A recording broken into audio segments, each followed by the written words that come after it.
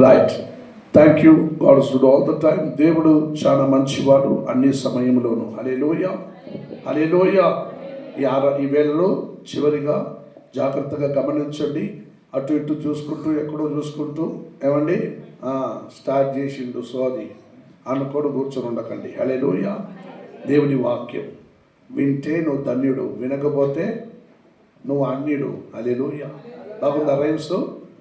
దేవుని వాక్యం శ్రద్ధగా నువ్వు చెవిలో వింటే నువ్వు ధన్యుడు, లేకపోతే నువ్వు అన్యుడు. హల్లెలూయా. అన్యుడు ధన్యుడికి వ్యత్యాసం తెలుసా? అన్యుడు అంటే పరలోకానికి చెందినవాడు కాదు. ధన్యుడు అంటే దేవుని బిడ్డ. హల్లెలూయా. నేరుగా దేవుని వాక్యం విశేషమైన అపాయమందున తప్పించడం. హల్లెలూయా. విశేషమైన అపాయముల్లో తప్పించును నా దేవుడు అని భక్తుడు అంటున్నారు. హల్లెలూయా. 3 కార్యాలు చాలా చిన్నగా మీతో మాట్లాడి నేను ముగించుకుంటాను. మొదటి కార్యం, ఒక మనిషి జీవితంలో ఒక విజయం కావాలి. ఏం కావాలండి? విజయమ్మ కాదు, విజయం కావాలి. చెప్పండి. జయం కావాలి. జయమ్మ కాదు, జయం, జయం కావాలి. అబెన్. విజయము కావాలి, జయము కావాలి. హల్లెలూయా, హల్లెలూయా. సో రెండవ కార్యం, అందువల్ల మనం పూర్ణ ఫలము పొందిన వారై మారాలి. హల్లెలూయా. ప్రతిఫలం పొందాలి. హల్లెలూయా. విజయమును, పూర్ణ ఫలమును. మూడవదిగా మనం ఆధ్యాత్మికముగా శక్తి పొందాలి. హల్లెలూయా. ఆధ్యాత్మికమైన ఒక శక్తి మనం పొందుకోవాలి. ఇవి 3 మన భవిష్యత్తులో మన జీవితంలో రావాలి, ఉండాలి, కావాలి అంటే మనం ఏమి చేయాలి చెప్పండి? ప్రార్థన చేయాలి. దీనికి భక్తుడైన దావీదు ఎటువంటి ప్రార్థన నా ప్రభుని సముఖంలో చెబుతున్నాడో కాల్చ గమనించుకుందామా? కీర్తన గ్రంథం 30వ అధ్యాయం, కీర్తన గ్రంథం 30వ అధ్యాయంలో, కీర్తన గ్రంథం 30వ అధ్యాయములో మొదటి వాక్యం నుండి చదవండి.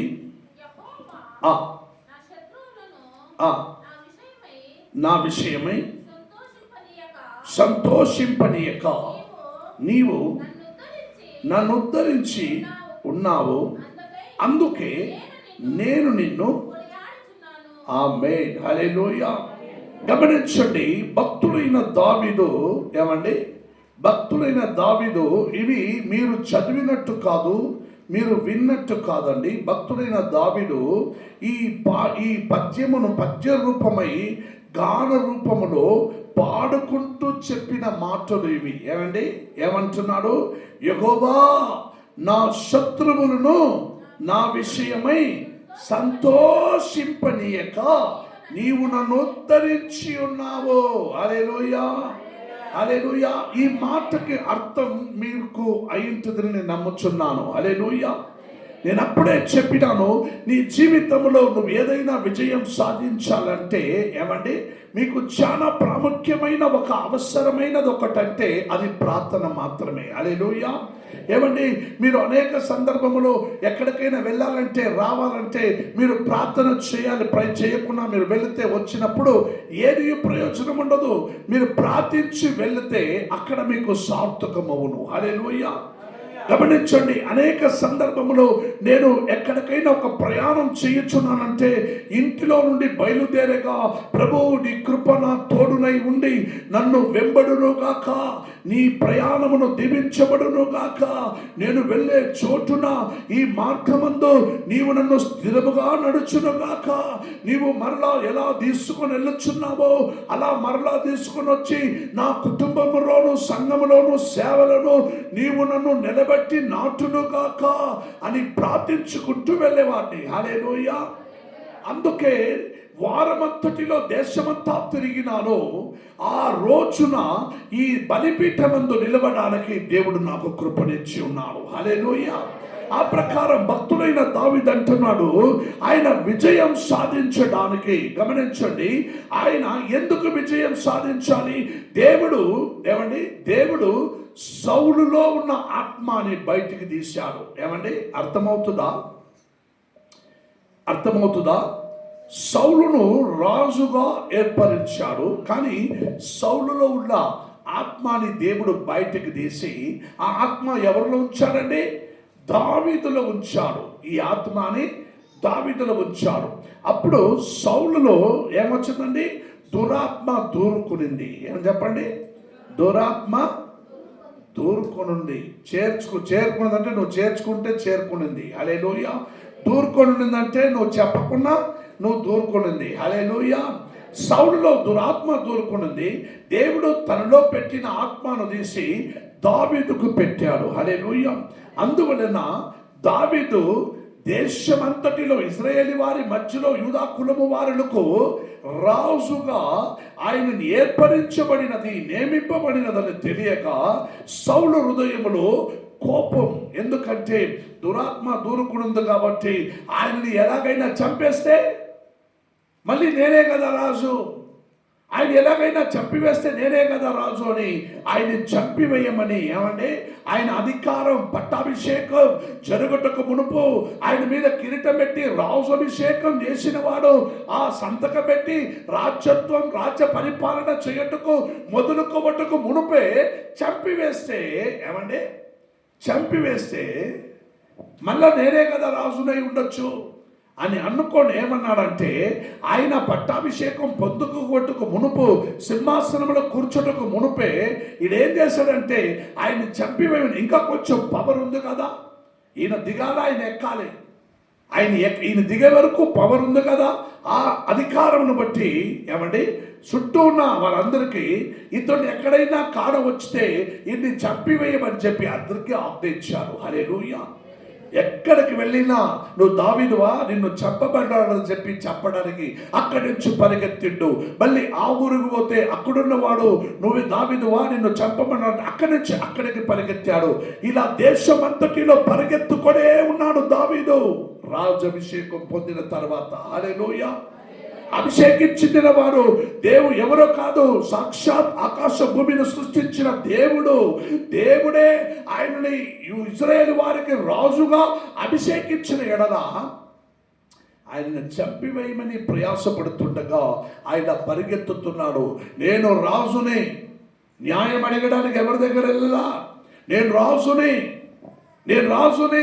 నన్ను దేవుడు అభిషేకించినాడు అని చెప్పుకునడానికి ఆయనకు సమయం దొరికితే చంపివేస్తారని భయముతో ఆయన పరిగెత్తుకొని పారిపోతా ఉండిండు. హల్లెలూయా.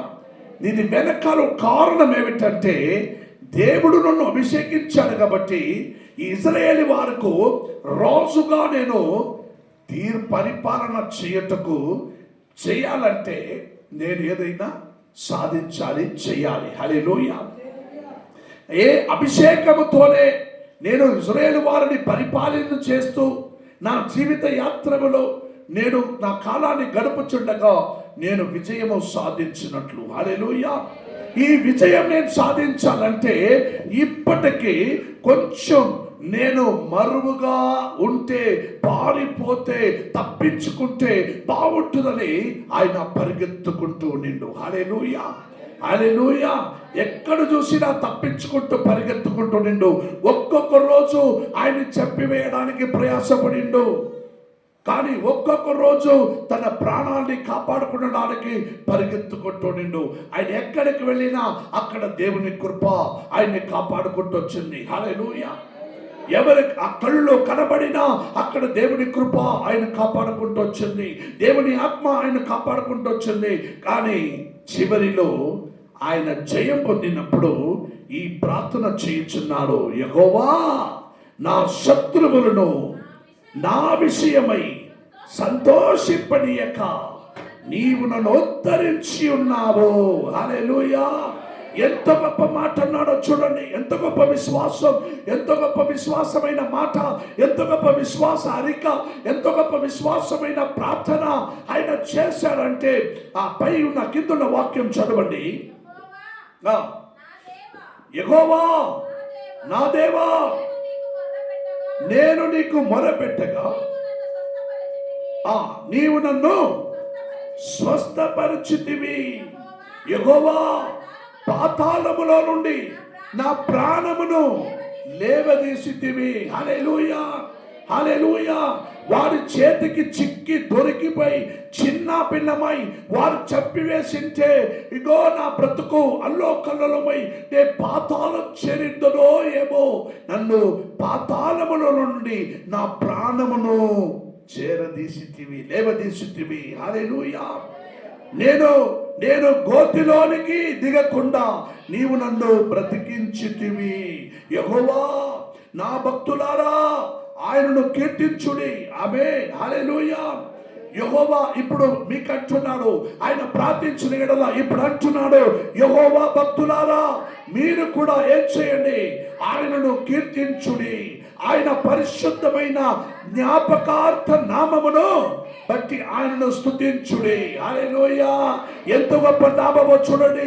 ఆయన అంటున్నాడు, ఆయన పరిశుద్ధమైన ప్రతి ఒక్కరికి పాలు తాగే బిడ్డ నుండి మరణించే ముసలాయన దాకా జ్ఞాపకం ఉంచుకోవాల్సిన ఒక జ్ఞాపకార్థమైన ఒక నామం నా యేసుని నామం అన్నాడు. హల్లెలూయా, హల్లెలూయా, హల్లెలూయా. జ్ఞాపకార్థమైన ఒక నామం నా యేసుని నామం.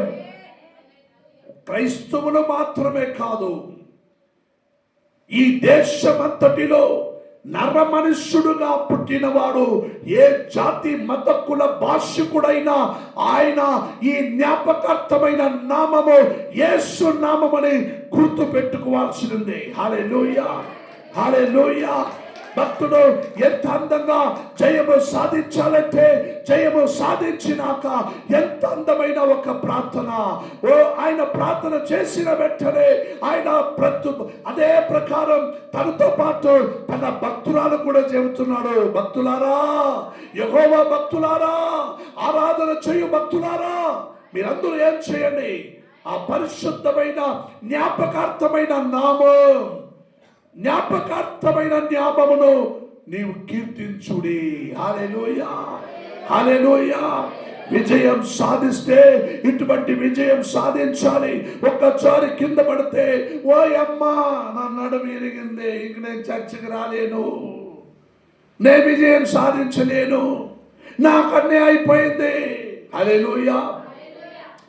నీవు దేవుని యందు విజయము సాధించడానికి నీ వయస్సు నీకు అడ్డుపడదు. హల్లెలూయా. నువ్వు కూర్చున్న చోట్లోనే మోకరించిన ఎడలా నీ తల ఉంచుకుంటూ కళ్ళు మూసుకుంటూ ప్రభువా అని నువ్వు కోరుకున్న ఎడలా నా దేవుడు వెంటనే నీ ఎత్తుకొచ్చి నిలిచి నీ భుజం మీద చెయ్యి బట్టి నా సోదరి, నా సోదరా, నా బిడ్డ నీకేం కావాలి కోరుకో, అడుగు, నేను ఇచ్చాను, వెదుకో, నేను కనబడేను, ఏమండి తట్టుము, నేను తెరుస్తానన్నాడు. హల్లెలూయా.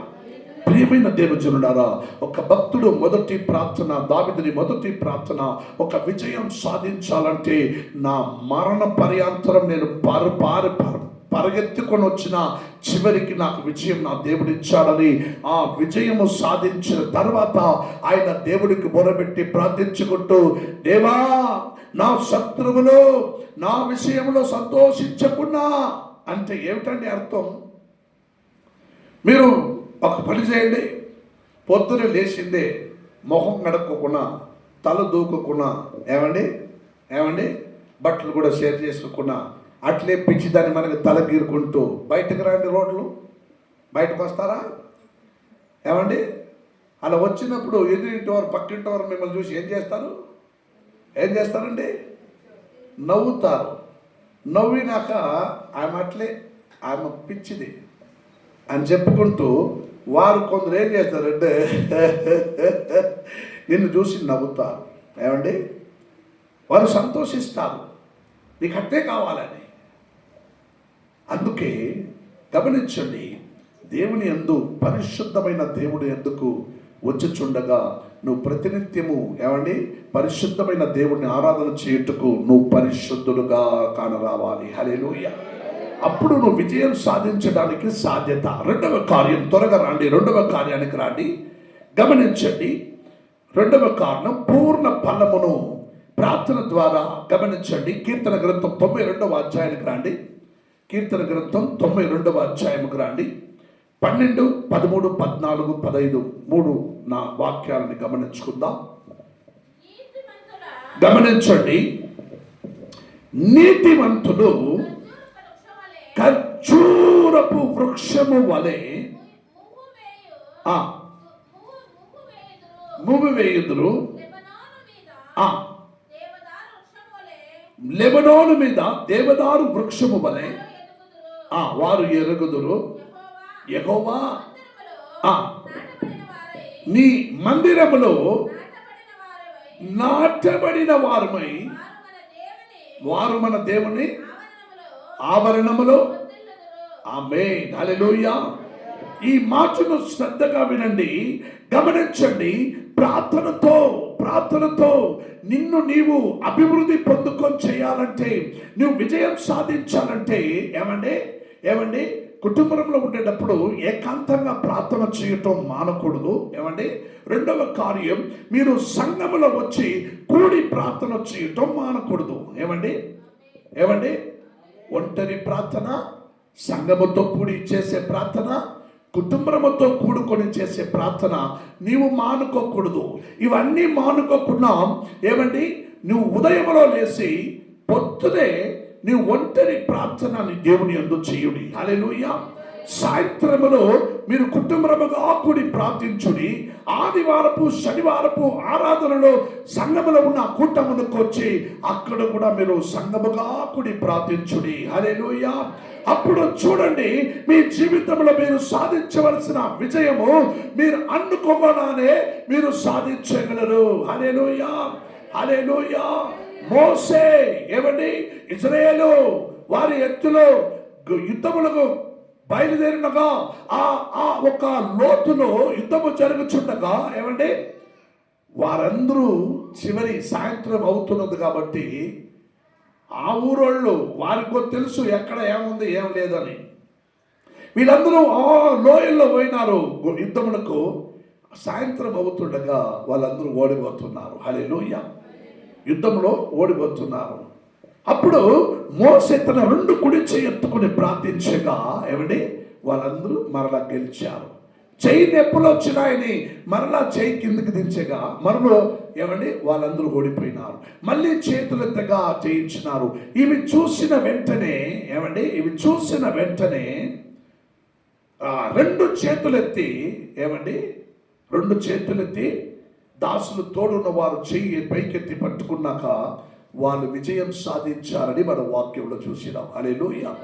అలాగే మీ జీవిత యాత్రలో, మీ కుటుంబ యాత్రలో, నీ వ్యాపారంలో, నీ బిజినెస్లో, నీ ఆరోగ్యంలో, నీ పంటలో, నీ ఇల్లు వాకిల్లో, నువ్వు ఉంచుకున్న కోళ్ళు, గొర్రెలు, ఆవులు, ఎద్దులు, బర్రెల్లో అన్నిటిలో నువ్వు విజయం సాధించాలంటే నువ్వు ఏమి చేయాలండి? దిష్టి బొమ్మ కట్టుకుంటే సరిపోద్దా? ప్రార్థన చేయాలి. ఈ మధ్య మునుభాగం నుండి వసుకోట దాకా పాపం ఏదో ఒక ఆమె పుట్టే అట్టుంది. కళ్ళు 2 పెద్దగా ఉంది, లావుగా ఉంది, గుండుగా ఉంది. ఆ ముఖమును వాడెవడో ఏం చేశాడంటే 2x2 పోస్ట్ తీసుకుని వచ్చి తోటలో కట్టాడు. ఆమె ఉరుమి చూస్తుంటే ఓ అమ్మో అదే మంట చూస్తుంది ఆయమ్మని చెప్పి అందరూ వెళ్ళిపోవాలి. అప్పుడు ఆమెను చూసి పారిపోతారే కానీ పంటను తొక్కి చూడరు. అబ్బా ఎంత అద్దగా ఉందా పంట అని చెప్పరు కదా. ఆమె ఉరిమి చూస్తుంటే అమ్మో ఎంత ఉరిమి చూస్తుందో అని చెప్పి వెళ్ళిపోతారు. ఇవి మునుబాగు నుండి బెంగళూరు ఉస్కోట దాకా నువ్వు ఎక్కడ చూసినా పొలంలో ఆ ఫోటోని ఇప్పుడు కట్టి పెట్టారండి. పాపం ఆమె ఏమో ఎక్కడ ఉంటుందో పుట్టట్టాంటిది. హల్లెలూయా. ఉరుము చూస్తే నువ్వు ఆమెను చూసి భయపడిపోతావు కానీ పంటను చూసి ఆహా అని నువ్వు చెప్పలేవు కదా. అందుకే ఈ రహస్యం వారు చేసేది. కానీ నువ్వు చేయాల్సిన రహస్యం నీ మోకరించి నువ్వు విజయం సాధించాలంటే నువ్వు దిష్టి బొమ్మ కట్టక్కర్లా. నువ్వు ఉరిమి చూడక్కర్లా. మీరు ప్రార్థన చేస్తే ఆ విజయం నువ్వు సాధించగలవు. హల్లెలూయా. అందుకే ఈ 2వ కార్యములో మీరు చూసిన ప్రకారం నువ్వు ప్రార్థనలో విజయము సాధిస్తే నీకు పూర్ణ పూర్ణ ఫలమును నా దేవుడు అనుగ్రహిస్తాడు. హల్లెలూయా, పూర్ణ ఫలము. అందుకే ఇక్కడ ఏమంటున్నాడంటే నీతిమంతులు ఖర్జూరపు వృక్షము వలె వారేమవుదురు. ఆమేన్, హల్లెలూయా. నీతిమంతులు ఎలా ఉందురు? ఖర్జూరపు వృక్షము వలె. ఒకరోజు గమనించండి, ఒకరోజు యేసుక్రీస్తు సేవ ముగించుకుంటూ తన శిష్యులతో కలిసి ఆ మార్గం వచ్చుచుండగా అక్కడ ఒక అంజురపు చెట్టును చూశారు. ఏమండి, అక్కడ ఒక అంజురపు చెట్టును చూశారు. చూసిన వెంటనే అంజురపు చెట్టులో క్రీస్తు మన ప్రభు ఏం చేశాడంటే తొంగి తొంగి చూసిండంటూ. ఇటు చూసి ఉంటారు, ఏమైనా ఉందా తినడానికని. హల్లెలూయా. ఏమంటే అంజురపు చెట్టులో ఆయన వెతికినందున, ఆ అంజురపు చెట్టులో ఆయనకి ఏది ఫలం దొరకనందున యేసుక్రీస్తు ఆ బాలుని శపించడానికి మొదలుకున్నాడు. ఏమని శపించాడు? ఇది జీవితంలో నేను తినడానికి వెతికినందున ఏ ఫలమును ఇవ్వకుండా ఉన్నావు కాబట్టి నీవు జీవితంలో ఎప్పటికీ నువ్వేం చెయ్యి, ఫలం ఇవ్వకుండా నువ్వు అలాగే ఉండిపో అన్నాడు. హల్లెలూయా, హల్లెలూయా. కానీ వాక్యం సెలవిస్తున్నది అది ఫలమిచ్చే కాలం కాదు. ఏమండి, మామిడికాయలన్నీ కోసారా? అన్ని కోసి తీసుకుని పోయి అమ్ముకున్నారు. ఇప్పుడు కోసేకేముంది మామిడికాయ చెట్లలో? ఏముంటుందండి? ఇప్పుడు పోయి మామిడికాయ చెట్టును చూసి నాకు తినక ఒక మామిడికాయ లేదు, నువ్వు నాశనం అయిపో, నువ్వు చెప్పగలవా? అరే, కాలానికి తగ్గినట్టుగా ఆ కాలంలో వచ్చి పూలు ఇడిచినా కాయలు వచ్చి ఫలమైనా నువ్వు తింటే, నువ్వు వచ్చి వెతికితే నీకు దొరుకుతాయి. ఏమండి, మొదటి పంట రెండో పంట కోత కోసినాక నువ్వు వచ్చి ఎందుకంటే దేవుడికి తెలియదా దీంట్లో ఫలం ఉంది లేదని? ఈ కాలంలో ఫలం ఇవ్వదు దేవుడికి తెలియదా? సృష్టించిన ఆయనైతే ఆయనకి తెలియకపోకుండా ఏంటండి, అన్నీ ఆయనకి తెలుసు. ఆయన తనతో ఉన్నవారికి ఒక మాటలతో చెప్పడానికన్నా ఏమంటే తన క్రియలతో వాళ్ళకు తెలియపరచాలని దేవుడు మన ప్రభు యేసు అంజురపు చెట్టును తొంగి చూసిండు. అందులో ఏమీ లేనందున నువ్వు ఏమీ లేకుండా ఉన్నావు కాబట్టి నువ్వు ఏమీ లేకుండానే ఉండిపో అన్నాడు. హల్లెలూయా, హల్లెలూయా. కానీ తోటపు వాడు అన్నాడు, అయ్యా ఆ మాను కోసివేయకుండా అయ్యా ఇంకొకసారి నువ్వు అవకాశం ఇస్తే నేను బాగా మాను చుట్టూ తోడి నేను ఎరువు పెడతానయ్యా, నేను ఎరువు పెట్టాక చూడయ్యా వచ్చే సంవత్సరం మంచి ఫలం ఇస్తుందయ్యా అని అన్నారు. హల్లెలూయా, హల్లెలూయా. అలాగే నీ జీవితంలో నిన్ను చుట్టూ బాగా తోడుకో. హల్లెలూయా. అందుకని కర్ణేమని ఎత్తుకోబోయి ఏడన తోడుకుంటూ నిలుచుకుని ఉంటావు. హల్లెలూయా. నువ్వు లోతులు పోతావు, జాగ్రత్త. హల్లెలూయా. నేను తోడి ఎరువు చెల్లమని చెప్పింది నీ ప్రార్థన జీవితమును. హల్లెలూయా.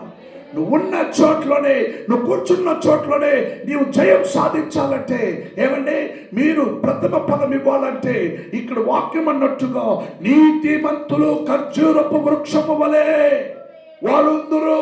హల్లెలూయా, హల్లెలూయా, హల్లెలూయా. నీతిమంతులు ఖర్జూరపు వృక్షము వలె ఉందురు. వారిని దేవుడు తన మందిరములో ఏం చేస్తాడంట?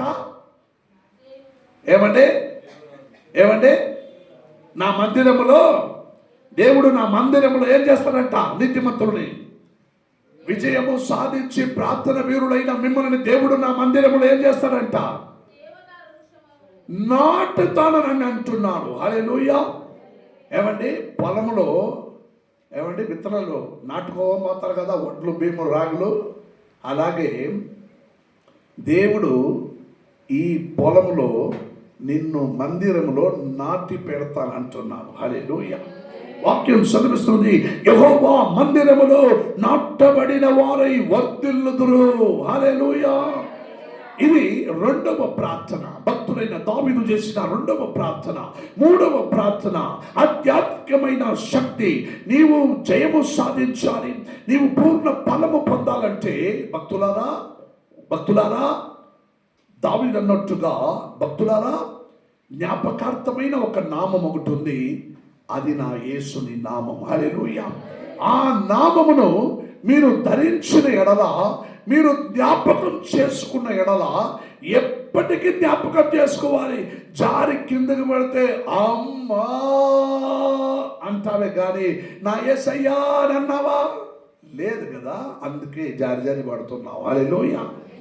ఏమండి, ఎక్కడైనా ఏదైనా ఏమండి వాకుల్లో వేలు దొరికిపోయిందనుకో అమ్మా అబ్బా అంటారు కానీ యేసయ్యా నా దేవా చెప్పరు. ఎందుకంటే మీ అమ్మ నాయన కదా నేను కన్నింది. నువ్వు మాంసకంగా ఉన్నావని నువ్వు రుజువు చేస్తున్నావు. హల్లెలూయా. నువ్వు ఇంకా ఆత్మికంగా నాటబడలేదు. అందుకే నువ్వు ప్రతిదానికి నువ్వేం చేస్తున్నావు? అమ్మా అయ్యా నాయనా అంటున్నావు కానీ లాస్ట్లో ప్రభువా యేసయ్యా. దేవుడు గమనిస్తున్నాడు, నీ ప్రార్థన జీవితమును గమనిస్తున్నాడు. నువ్వు విజయం సాధించాలంటే, నీ పూర్ణ ఫలముగా పొందాలంటే నువ్వు ప్రార్థన చేయాలి. ఏమండి, ప్రార్థన చేస్తూ నీవు దేవుని మందిరములో, అందుకే అదే గ్రంథంలో రూతు 2వ అధ్యాయం 12వ వాక్యం కూడా ఒక వాక్యం మీరు చదివిన ఎడల రూతు తన ఒక వాక్యముతో చెప్పబడుతుంది. యెహోవా నీవు చేసిన దానికి ప్రతిఫలం ఇచ్చెను. యెహోవా ఏమండి ఏం చేస్తాడంట? రెక్కల కింద నిన్ను దాచుకుంటాడంట. హల్లెలూయా. రూత్ అంటుంది, నీవు ప్రథమ ఫలమును బట్టి ప్రార్థించిన ఎడల దేవుడు నీతిమంతులైన మిమ్మల్ని ఏమండి నీతిమంతులైన మిమ్మల్ని అంచురపు చెట్టు వలె వర్ధిల్లుదురు, మందిరములో నాటబడుదురు. ఏమండి, మందిరంలో నాటబడుదురు. చివరికి యెహోవా రెక్కల కింద, కోళ్ళు రెక్కల కింద కాదండి, కోళ్ళు మూసిపెట్టి వచ్చినారు అందరూ. ఏమండి, నాటుకోళ్ళు ఉన్నవారు చేయలేదండి. నాటుకోళ్ళు ఉన్నాయా? ఎప్పుడైనా నీ మొహం ఒక నాటుకోళ్ళు తెచ్చి పెట్టావా? పులుసు లేదు. నాటుకోళ్ళు పెట్టుకున్నావు, మంచిది. నాటుకోళ్ళు ఏం చేస్తారండి? కప్పి పెడతారు. నాటుకోళ్ళు రెక్కల కింద కాదు, నాటుకోళ్ళు రెక్కల కింద కాదు. ఏమండి ఏమండి బాగా నాటుకోళ్ళు పట్టుకుంటూ కోసి బొచ్చు తీసినాక ఏమండి రెక్కలని తీసి చూస్తారు ఎంత వస్తుందో తూకమని. హల్లెలూయా. కోళ్ళు రెక్కల కింద కాదండి, నా దేవుడి రెక్కల కింద నిన్ను దాచుకుంటాడు నా దేవుడు. హల్లెలూయా. దేవుడు వాక్యం రూత్ అనింది, ఇగో యెహోవా రెక్కల కింద సురక్షితముగా ఉండదవు. హల్లెలూయా. కాగ వచ్చి ఆ కోళ్ళని చిన్న చిన్న కోళ్ళ బిడ్డని తీసుకొని పోవకున్నా ఆ కోళ్ళ బిడ్డలందరినీ కాగ పైకి ఆరంలోనే కోళ్ళు తన తల్లి అనే కోళ్ళు ఏం చేస్తుంది? ఆ బిడ్డలైన కోళ్ళు అన్నిని కప్పుకుంటుంది ఇట్లా. హల్లెలూయా. కాకి వచ్చి తన బిడ్డలు తీసుకుపోకుండా అన్ని కప్పుకుంటూ కాపాడుకుంటుంది.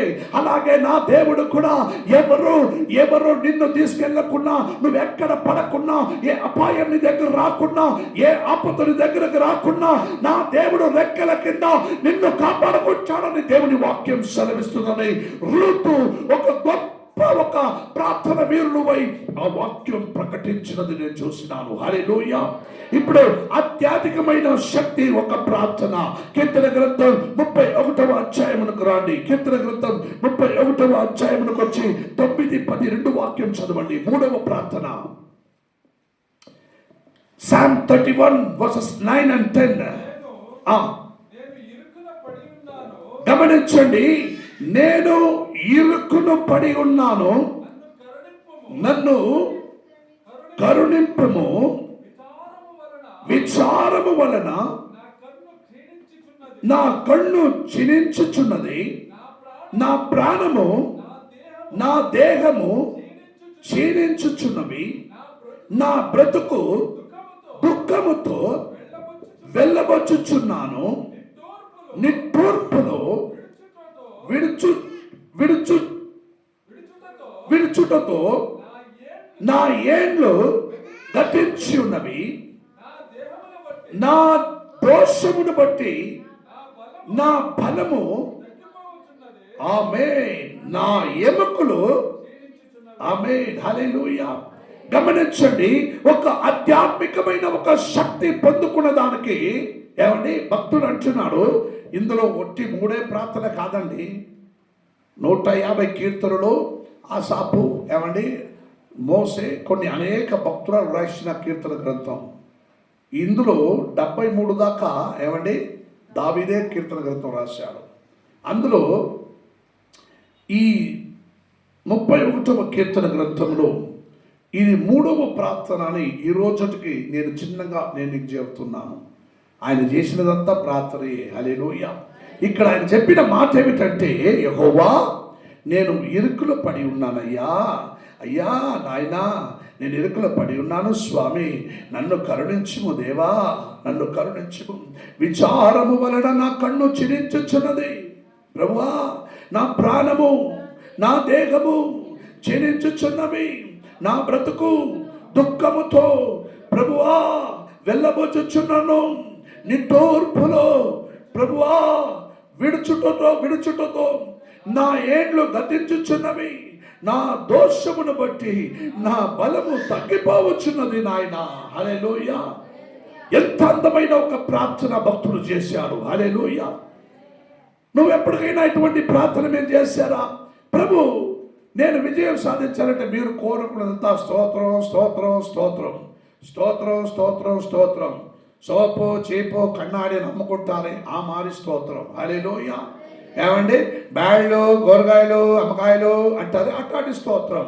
అందులో ఏమి ఉప్పు లేదు కారం లేదు. హల్లెలూయా. ఏమండి ఒట్టి స్తోత్రం స్తోత్రం స్తోత్రం, ఓ దేవా స్తోత్రం స్తోత్రం. తర్వాత అయ్యా అయ్యా స్తోత్రం స్తోత్రం అయ్యా. ఏం లాభం అండి? నువ్వు ఎందుకు ఏడ్చుకుంటూ స్తోత్రం చెప్తున్నావు నా దేవుడికి తెలియదండి. తెలివిగా నువ్వు ధ్యానముతో విజయం సాధించడానికి ఇలా ఒక అర్థపూర్వకముగా నువ్వు స్తోత్రం చెబితే ఏమండి అవునా ఏమండి ఓకే సరే. నువ్వు ఏడ్చుకుంటూ ఏదైనా నువ్వు చేసేకపోయినావు అనుకో, 1 లేదా నాకు చెప్పు. ఏడ్చుకుంటూ నాకు చెప్పక రావకు, నాకు అర్థం కాల. క్లియర్గా చెప్పేసిండు. ఏమండి 1 ఏడమకమా, నువ్వు ఏడ్చుకున్నాక తర్వాత నాకు చెప్పు. నువ్వు ఏడ్చుకుంటూ నువ్వు నాకు చెప్పినావు అనుకో నాకు అర్థం కాదు. అంటారా లేదండి? అంటారా లేదా? అట్టయితే నువ్వు స్తోత్రం స్తోత్రం స్తోత్రం అంటే అర్థపూర్వకంగా ఒక ప్రార్థన. ప్రభువా ఈ రోజున నీ సముఖంలో రావట్టుకు నువ్వు నాకు భాగ్యం ఇచ్చావు. నన్ను చుట్టూ శత్రువులు అధికమైనారు స్వామి. ప్రభువా నన్ను విడిపించుము దేవా. మానం పోయిందంటే ఎందుకు ఈ బ్రతుకు అని చచ్చిపోతున్నారు బయటికి. ఏమండి అలా మానం పోయినాక ప్రభు నేనేం చేయాల్సి పడుతుంది. అందరూ నన్ను చూసి నవ్వుతున్నారు. అయ్యా నాకు ఇవి కావాలి, ఎలాగైనా నువ్వు తీర్చుము, ఎలాగైనా నువ్వు బాధను తప్పించుము, ఎలాగైనా నా కన్నీళ్లు తుడుచుము, ఎలాగైనా నువ్వు వారితో మాట్లాడము. ఒక్కనాడున నేను 7 లక్షల రూపాయలు అప్పులు పడినాను. ఎప్పుడండి 1998లో. హల్లెలూయా. ఇప్పుడు కూడా 7 లక్షలు అంటే పెద్దదే. ఇంకా 1999లో 7 లక్షల రూపాయలు అప్పులు అంటే ఇంకెంత పెద్దదండి.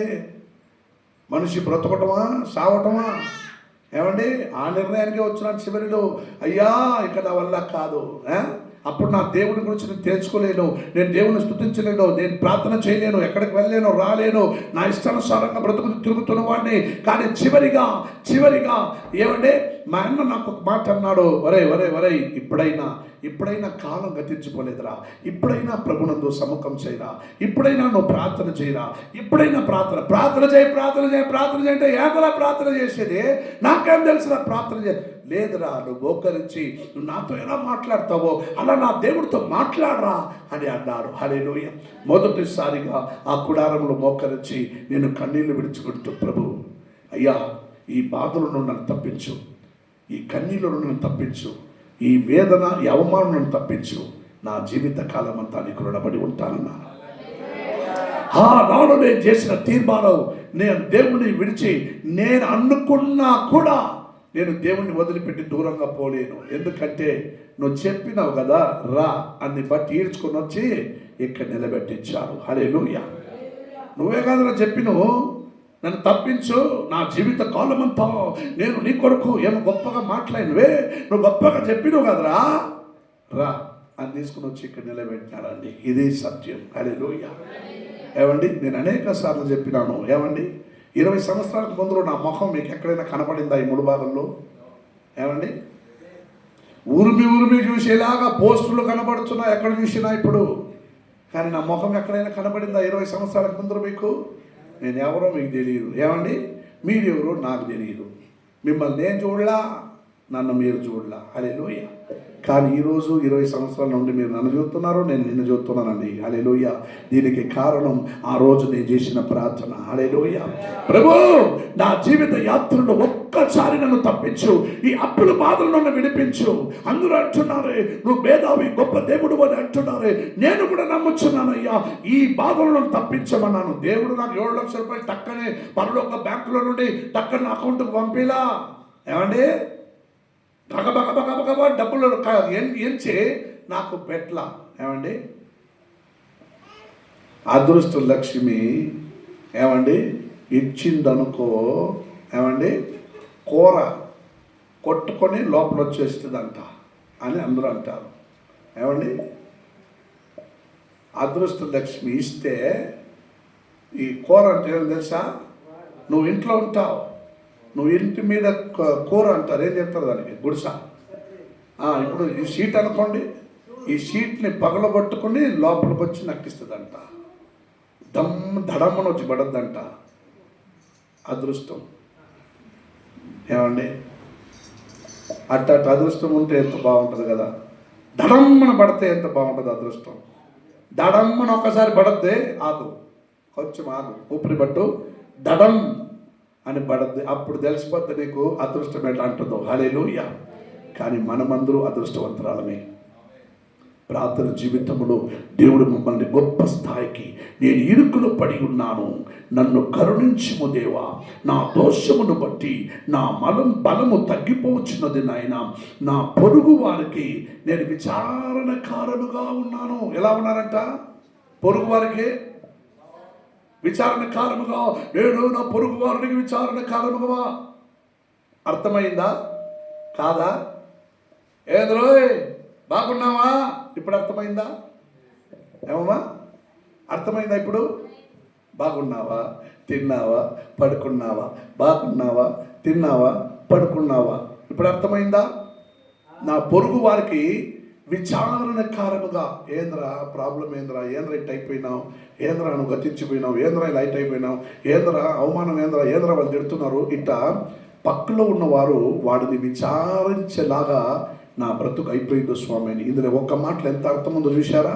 ఏమండి, ఒకే మాటలో ఎన్నో అర్థం ఉన్నాయి. అందుకే నేను చెబుతున్నాను, దేవుని మాటల్లో మీరు విజయమును సాధించాలంటే, పూర్ణ బలమును, అత్యాధికమైన శక్తిని పొందాలంటే, ఏమండి విశేషమైన అపాయములు అంటేనే అది విశేషమే. ఏమండి, ఒక యాక్సిడెంట్ జరిగింది, ఒక జారి పడినాను. ఏమండి నా 20 సంవత్సరాల సేవ అనుభవముతో నేను చెబుతున్నాను. ఈ 20 సంవత్సరాలు అయింది గుడారమును కట్టబడి కడప తొక్కి లోపలికి ఉన్నాను. ఈ 20 సంవత్సరములో ఏమండి కాలు జారి పడి వాళ్ళ భవిష్యత్తు నాశనమై వాళ్ళు అలాగే పోయినారని నేను ఇప్పుడు దాకా ఎవరిని నా మందిరంలో చూడాలా. హల్లెలూయా. ఇప్పుడు దాకా నా మందిరంలో వాళ్ళు కాలు జారి పడి వాళ్ళు బతుకులు నల్లాడిపోయి నాశనమైపోయి వాళ్ళు అట్టే పోయినారు అనే వాళ్ళు ఎవరిని నేను చూడాలా. హల్లెలూయా. హల్లెలూయా. ఏమండి, దేవుని విరుచుకుంటూ ఒకవేళ ఎక్కడైనా దూరం పోయిండొచ్చు, కానీ దేవుని యందు మహిమపరుచుకుంటూ వాళ్ళు ఉన్నారు. హల్లెలూయా. అందుకే ప్రియమైన దేవజనులారా, మీరందరూ విశ్వాసించండి. మీరు విజయమును, పూర్ణ ఫలమును, ఆధ్యాత్మికమైన శక్తిని పొందాలంటే ఏమండి, మీరు ప్రార్థన మీరు ప్రభునందు చేయుడి. స్తోత్రం అన్న దానికన్నా ఆత్రపడకండి. నిదానంగా ప్రభునందు తెలియచేయుడి. మీ ఆవశ్యకతలు ఏమున్నాయో దేవునికి. హల్లెలూయా. దేవుడు విని ఏమండి, మార్కు సువార్త 11వ అధ్యాయంలో 23వ వాక్యం ఏం చెబుతుంది తెలుసా? ఎవరికైనా తెలుసా? మార్కు 11:23. ఏమండి, నాకు కూడా తెలియదు, మీరు చెప్పండి, చదవండి చూద్దాం.